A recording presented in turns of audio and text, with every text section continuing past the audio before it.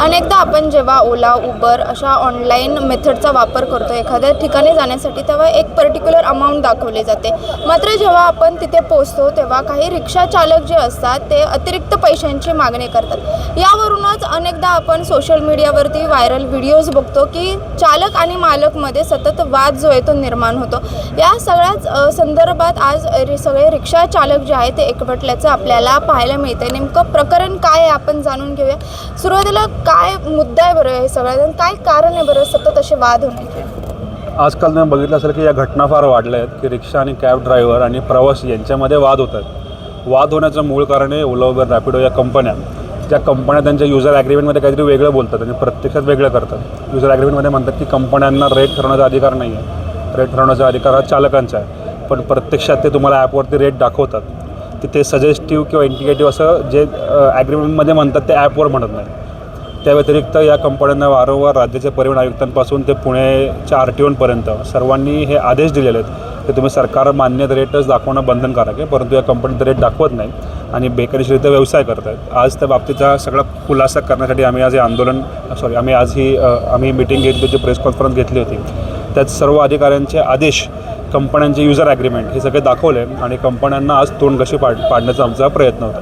बरं, खरंच म्हणजे असं काय आहे का की जेव्हा एक पर्टिक्युलर अमाऊंट दाखवली जाते पण जेव्हा पोहोचतो तेव्हा अतिरिक्त पैसे आकारले जातात, हे इल्लीगल नाही आहे का?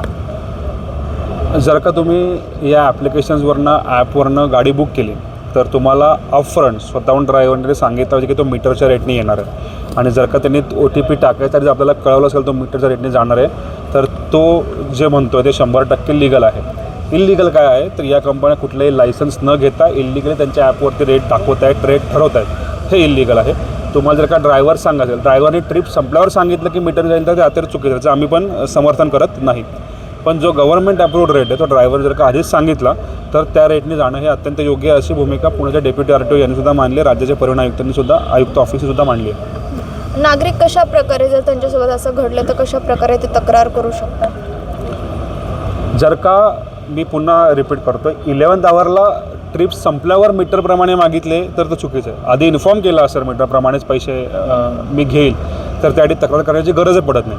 पण तुम्हाला मीटरपेक्षा जास्त पैसे कोणी मागितले किंवा अचानक सांगितलं की तुला मीटर द्यायचे पैसे तर त्या RTOचा व्हॉट्सअप नंबर आहे, तर तुम्हाला पाठ नाही आहे पण तुम्ही स्क्रीनवर नंतर तो फ्लॅश करू शकता. त्या व्हॉट्सअप नंबरला तक्रार केली तर RTO त्याची दखल घेते. आजच्या बैठकीत नेमकं काय ठरलं, कशा प्रकारे पुढची भूमिका असणार आहे या सगळ्या संदर्भात? ग्राहक पंचायतीचे लेले साहेब आणि त्यांची संपूर्ण पुणे शहर ग्राहक पंचायतची टीम आणि रिक्षा आणि कॅब चालकांतर्फे महाराष्ट्र कामगार सभा आमची संघटना आणि पत्रकार बांधव या सगळ्यांचं चर्चासत्र आम्ही आयोजित केलेलं होतं.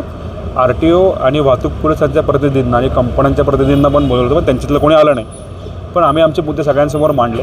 काही लोकांचे आक्षेप आहेत ते समजून घेतले, काही आम्हाला त्यांनी गोष्टी सांगितल्या की तुम्ही हे चेंजेस करा, सजेशन्स आहेत ते आम्ही समजून घेतले आणि त्याप्रमाणे आम्ही पुढे वाटचाल करू.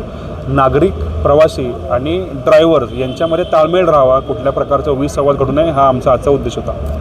नक्कीच सध्या जे वादाचं प्रमाण जे वाढलेलं आहे त्याच्यात संदर्भात आजची बैठक पार पडली संपूर्ण रिक्षावाल्यांची आणि त्याच्यात तुम्ही देखील कंप्लेंट करू शकता. जेव्हा तुम्ही जर मालक जो आहे रिक्षा चालकाचा तो जर राईड संपल्यानंतर ना तुमच्याकडे अतिरिक्त पैशांची मागणी करत असेल तर तुम्ही नक्कीच RTOमध्ये या संपूर्ण प्रकरणाची तक्रार जी आहे ती करू शकता.